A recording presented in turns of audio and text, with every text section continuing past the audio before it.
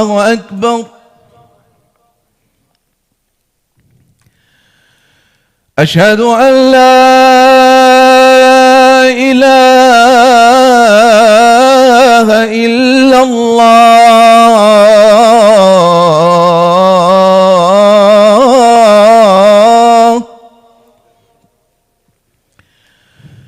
أشهد أن لا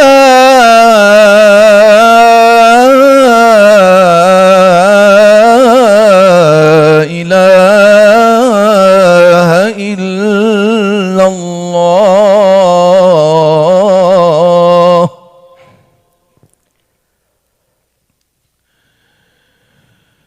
أشهد أن محمد رسول الله.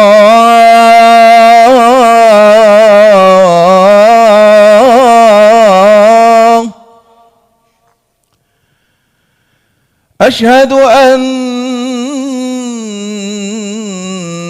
محمد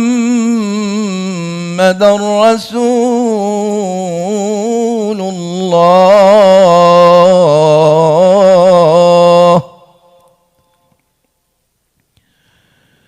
حي على الصلاة.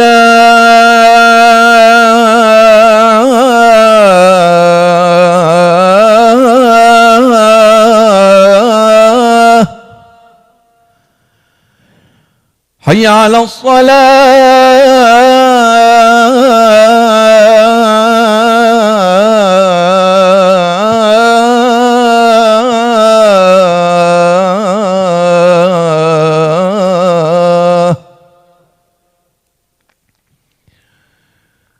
حي على الفلاح.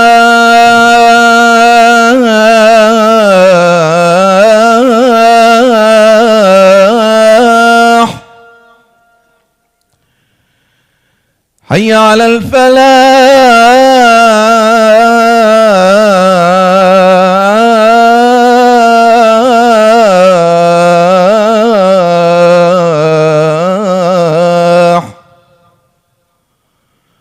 الله أكبر الله أكبر. لا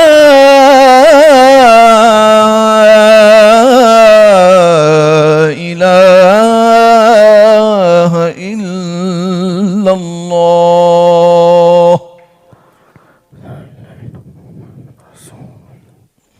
إن الحمد لله نحمده ونستعينه ونستغفره ونعوذ بالله من شرور أنفسنا ومن سيئات أعمالنا. من يهده الله فلا مضل له ومن يضلل له فلا هادي له. نشهد أن لا إله إلا الله وحده لا شريك له. نشهد أن محمدا عبده ورسوله. Dear Muslims, Allah subhanahu wa ta'ala reminded us in the Holy Quran to be mindful of Him. He says, Ya ayyuhalladhina amanu nattaqullaha haqqa tukatihi wa la ta'mutunna inna antum muslimun. O believers, be mindful of Allah in the way that He deserves and do not die except in a state of full submission to Him. Exactly 20 years ago from tomorrow, an atrocity happened that changed the world forever. 20 years ago, 2 commercial airplanes crashed into 2 buildings in New York City, killing nearly 3,000 people. On that day, the lives of Muslims globally changed forever. I'm sure you all remember very well where you were on that day. I was only in the 1st grade. I remember lining up in the field with the teachers and my friends, wondering what's going on. What does a 1st grader know about global politics?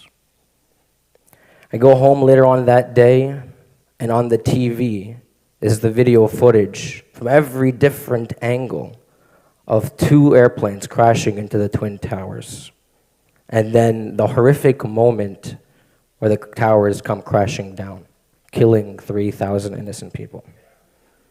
How does one understand what is happening? What's going on right across the river? Later on that throughout the weeks that proceeded on television and throughout the conversations we're having, Islam, the religion that I thought I followed, is being demonized and scrutinized by quote-unquote experts in the media. Later on that month, President Bush was asked by a reporter, "Why do they hate us?" To which he replied, "They hate us for our freedoms." That was the excuse given. And then that day began the so-called war on terror, a war that is endless. Overnight, an entire community became demonized.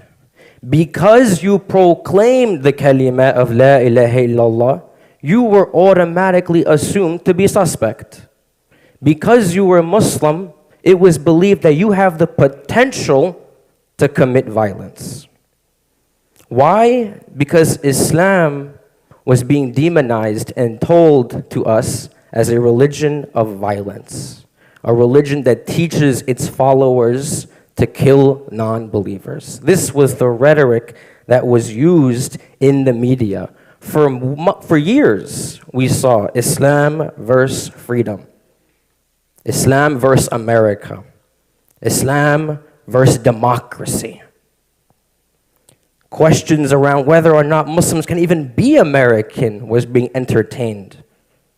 Islam was taught to be a religion that was naturally violent, and Muslims were innately oppressive in the way they interacted with non-Muslims. This was the rhetoric that was tossed around, not just in the media, but even in the classrooms in this country. I remember growing up, teachers casually making racist remarks, students casually making racist remarks, and again, conversations about whether or not you can be a good Muslim and you can be a good American. These were the discussions that were being had throughout these past 20 years. The Muslim American was demonized and criminalized. Our community treated as second-class citizens. Many of our leadership deported back to the countries of origin. FBI, CIA, NSA, DHS, you name it, every acronym was out and about investigating our community, in our masajids, knocking on our doors, asking us questions about our beliefs and our political views and whether or not we're affiliated with terrorist organizations. Our scholars being deported, our scholars being detained at JFK, at Newark Airport for 4, 5, 6 hours on end, being asked questions. Which madhab do you follow? Which sheikh do you follow? What do you think about 9/11? How do you feel about the death of 3,000 Americans? Ridiculous questioning, ridiculous scrutiny that no other community ever had to face. And of course, this attack, the violence and the physical assault, this also out of ignorance was spilling over into other community groups. Not just the Muslims were facing the retaliation of this day, but even Sikh Americans, Sikh, not Muslims, Sikhs, who wear turbans and have beards. Out of ignorance, other people were attacking them because they thought they were Muslim. Latinos. I had a friend in my undergraduate years. He was Latino. He looked Arab, not Muslim. Was walking to class one day in Manhattan, and someone approached him and spit on him and said, "You're an Arab, go back home. You don't belong in this country." What did he do? The next day, he bought a bouquet of roses, and he gave one rose to every Muslim friend because he said that this is what you go through every day. This is the violence and the harassment and intimidation that you go through every day. I'm not even Muslim. They think I'm Arab, and they're spitting on me in the city of Manhattan. Think about the interfaith work that we had to go through to educate non-Muslims about Islam. Inviting rabbis, inviting priests, inviting politicians, inviting everyone in the community just to educate them about the deen of Allah Azza wa Jal. We would say Islam is about a peace. Look, it shares the same root as the word salam. It means peace. All these different gymnastics and ways in order to teach non-Muslims about the deen of Allah Azza wa Jal. We would try so hard to distance ourselves from these so-called Muslims that were committing terrorist acts. We came up with so many different ways to explain the religion, not only because it was our obligation as Muslims to do this, but also because we were being forced to condemn violence in the name of Islam. We were being forced to condemn the atrocities that happened as if we were responsible for what happened on that day. 19 hijackers, and our community globally was held responsible. So every Muslim country, every Muslim organization, every Muslim politician, leader had to come out aggressively condemn many years of this obsessive condemnation. This is a very humiliating position to be in, constantly having to explain yourself, distance yourself from these people. Please don't hate us. We're one of you. Please allow us to be accepted in your society. This was the type of rhetoric that was used these past 20 years. And of course, Islamophobia continued after 9/11. There were many incidences that continued. For example, very famously, Pastor Terry Jones from Florida. Who remembers him? He wanted to collect 3,000 Qur'ans and burn all of them. The Ground Zero Masjid wasn't even in Ground Zero. Many blocks away, they wouldn't allow it to be established. Still to this day, that masjid is not even established because they did not want Muslims in Manhattan. Anti-Sharia legislation. How many laws on the books of this country outlaw Sharia as if Muslims are trying to force Sharia law on the legislative bodies that exist in this country. In 2015, the Chapel Hill shooting that left 3 dead. In 2019, the New Zealand massacre that left over 50 dead at a masjid during a Friday prayer. And in Canada, only 3 months ago, that left 4 dead because of a vehicle attack against Muslims. Trump and his very famous Muslim ban that outlawed the entry of Muslims from certain countries into America. And here in New Jersey, Basking Ridge Masjid, I'm sure many of you are familiar with this case. The township provided hurdle after hurdle that the masjid could not be established in that town. They don't want Muslims in their town out of ignorance, out of fear. Fear that is stoked by the fear-mongering of politicians. Trump himself said, "I think Islam hates us." What does that mean? Who is Islam and who is us? Is Islam a person? A 1,400-year-old religion hates who? America? Who is us? I am American. Does Islam hate me? This is a ridiculous statement, but of course we wouldn't expect much more from a man like him. Not to mention the policy adopted by foreign countries. Talk about what's happening in France.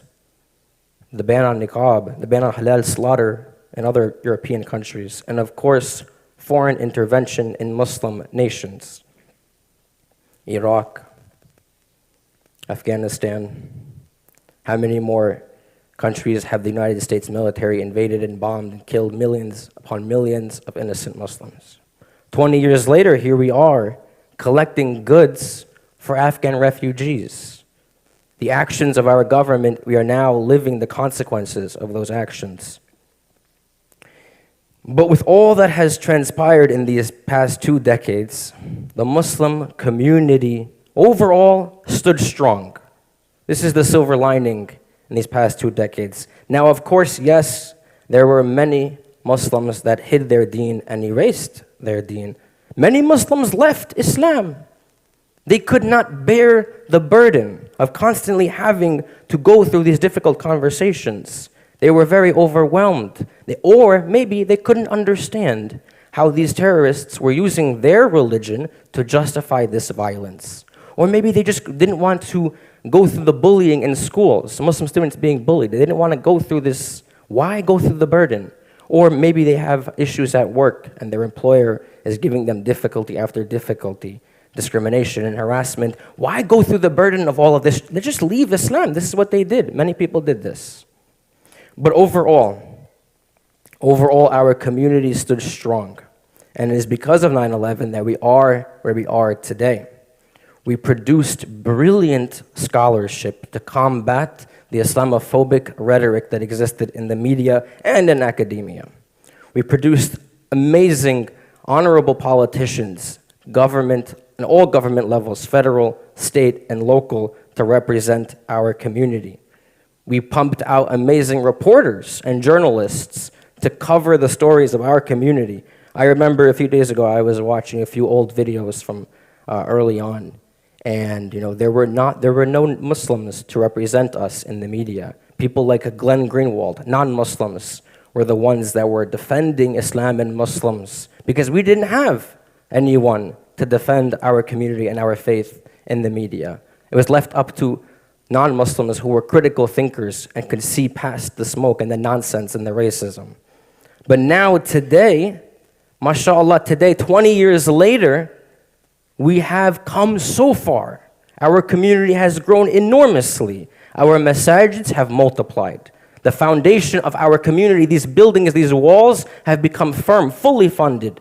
Everything else has been established atop of them.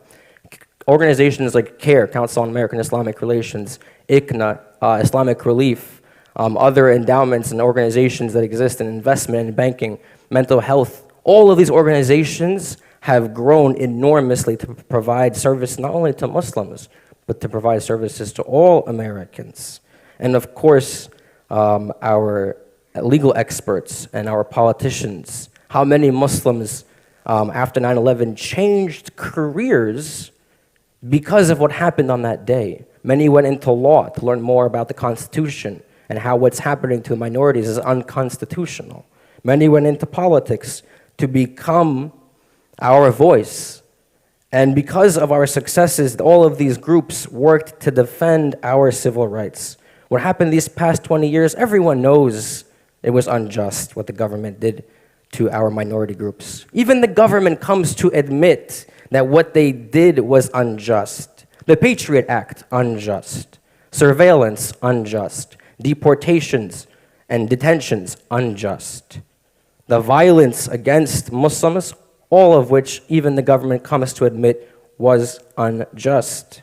In the wars in Afghanistan, how many documentaries are coming out now that show and admit the government officials themselves, they knew it was a pointless war. This was the reality everyone was very much aware of. The Nabi sallallahu alaihi wasallam says, "Be keen on what benefits you and seek Allah's help and do not be powerless." The message is very simple, it's very clear. Know what benefits you. Know what is good for you. Then seek Allah's help, turn to Allah, and then know that if you do this, you are not powerless. You are not weak. That if you do this, you are on the haqq. There is no reason for our community to perceive itself as weak or powerless when we have the gem that is Islam. What fool would you have to be to not acknowledge that with Islam alone, you are not powerless, you are successful. With the kalima of La ilaha illallah alone, you are successful. And you should never perceive yourself to be powerless. It is time, and it has been time, and we have done this, that we reclaim our deen. That we be the ones to control the narrative and take back what has been taken from us and define the deen for America and for the world, and not let others tell us what Islam is. It is time that we take control of what's going on. Allah Azza wa Jalla says in the Holy Quran, "Inni ja'ilun fil ardi khalifa." Indeed, He has put representatives on this earth. What is the Khilafah of Allah Azza wa Jalla? The custodians of Allah, the representatives of Allah, the ambassadors of Allah in this earth. We have to acknowledge that we as Muslims in America are in a unique position. We live in a country, and we all know very well the power of this country. And we, now 20 years later, have the ability to make an impact on the decision-making of this country. And it is our responsibility as the ambassadors of Islam in this country to act quickly, to educate those, to defend the civil rights of all people, and to stand firm on this deen. Whether we are here in Paterson, New Jersey, or in anywhere in America, we have the opportunity to educate those about Islam and to defend the civil rights of all people. Because our deen, if we know anything about our deen, if we know anything about Islam, we know that it is the cure to not only the diseases of the heart of the people and the ailments of the heart, but also to the massive injustices in society, whether it is police brutality or government overreach or massive wealth inequality, poverty, homelessness, endless wars, the lack of basic healthcare coverage for some Americans. All of these things, if we think critically, if we understand our Islam, understand our deen, we know that it provides a solution and answer to all of these problems. But the problem many times is that Muslims themselves are holding themselves back because they are afraid, they are shy. And we understand the 20 years in that history and that shyness and maybe that hesitation. But it is now 20 years, 2 decades later, there is no excuse for our community to be hesitant to proclaim the truth of kalima of la ilaha illallah. There are many groups in this country that wish to learn more about Islam. There are so many that reach out to our office, teach us about the deen, teach us about Ramadan. Non-Muslim organizations, companies, politicians, turning to us so we can educate them about Islam. It is time that we live up to that request and we be the ones that are proactive, no more on the defense. It is time that we be out there sharing the gem that we have, if we believe it to be a gem. أقول قولي هذا وأستغفر الله لي ولكم.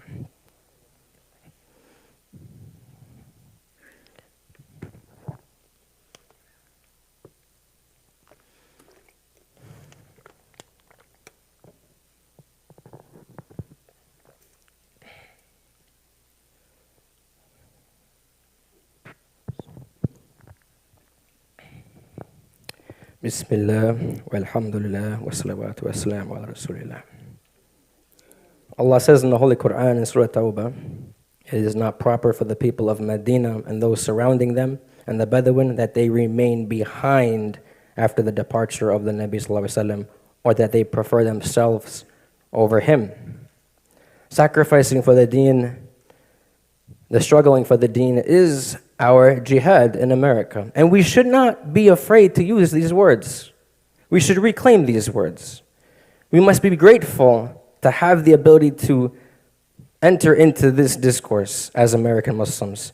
You see, there are so many organizations that are spending millions and billions of dollars to demonize Islam. So many groups that wish to see the failure of this community. And it is our responsibility and our obligation as Muslims in America to defend the deen, to defend the Nabi Sallallahu Alaihi Wasallam, to defend the Quran, to defend our community, and to stand up for justice and for truth. When I was a graduate student at Columbia University and studying Islamic studies, I had a non-Muslim professor in a class filled with mostly non-Muslims. In an Ivy League institution, this professor said something to me that blew me away and I will never forget. He says, Islam is the cure to modernity. Islam is the cure to the modern world. This is a non-Muslim professor talking to non-Muslim graduate students in an Ivy League institution here in America, in New York City. And I thought to myself, if this non-Muslim man and these non-Muslim students can see this truth, then what are the Muslims doing? Why are the Muslims so hesitant to proclaim their truth to the world and to their fellow Americans? The best weapon against Islamophobia is by being a pious, practicing, and proud Muslim. It is time that we, our community, be unapologetically Muslim. There is no reason for us to hide our deen. There is no reason for us to be shy about Islam. If we believe that it has the solutions to the problems of this world, then we should be honored to be Muslim in this country. And we should take up the opportunity to share this religion with our neighbors and our friends and our family, and know that if we practice it truly and if we are sincere with it, then it will be the solution to so many of the issues that we're facing today. Muslims need to be unapologetically Muslim and not hesitate when it comes to providing solutions to society. I'll end with this, inshallah. Brothers and sisters, it is important to know that there are people leaving Islam. But research shows, Pew Research shows, that for every person that actually leaves Islam, there is actually one that enters Islam. The numbers show 23% leave Islam, and 23% enter Islam. So what's happening? Allah Azza wa Jal is holding those that wish to stay back and keeping them back. And those that are much more interested in defending the deen are entering the fold of Islam. Allah Azza wa Jal is replacing those and entering new ones into Islam because they are much more educated and know the gem that they have and do not underestimate it and do not take it for granted. So I ask Allah Azza wa Jal to use us as a people that establish justice in this country and across the world. May we be the ones to establish peace and harmony in this country and across the world. May He use us as a people that are a positive role model for non-Muslims so they can enter into the fold of this deen. May we be the ones that establish righteousness for all. May He allow us to be the ones that embody the teachings of our Nabi Muhammad sallallahu alaihi wasallam, and may we be the ones that not only purify our hearts and fix the ailments of our own diseases, but the ones that solve the institutional problems of our country. May we be unapologetic about our faith. May He allow us to be the ones that are proud, pious, and practicing Muslims, so that we can be good Americans, good Muslims, and ones that give back to our country. May He also allow us to be the ones that help bring an end to the suffering of so many overseas as a result of Islamophobia. For example, in India, may we be the ones to bring an end to the suffering of the Muslims in India, in Kashmir, in China, in Palestine, in Yemen, in Burma, all of which have ties to Islamophobic governments. May we be the ones to bring an end to the suffering. May Allah accept from our efforts, may He accept from our ibadah, may He accept from our zakat, may He accept from our good deeds and our good intentions and purify our hearts. إن الله وملائكته يصلون على النبي يا أيها الذين آمنوا صلوا عليه وسلموا تسليما اللهم صل على محمد وعلى محمد كما صليت على إبراهيم وعلى إبراهيم إنك حميد مجيد اللهم بارك على محمد وعلى محمد كما باركت على إبراهيم وعلى إبراهيم إنك حميد مجيد ربنا آتنا في الدنيا حسنة وفي الآخرة حسنة وقنا عذاب النار عباد الله إن الله يأمر بالعدل والإحسان وإيتاء القربى وينهى عن الفحشاء والمنكر والبغي يعظكم لعلكم تذكرون وأقيموا الصلاة. الله أكبر الله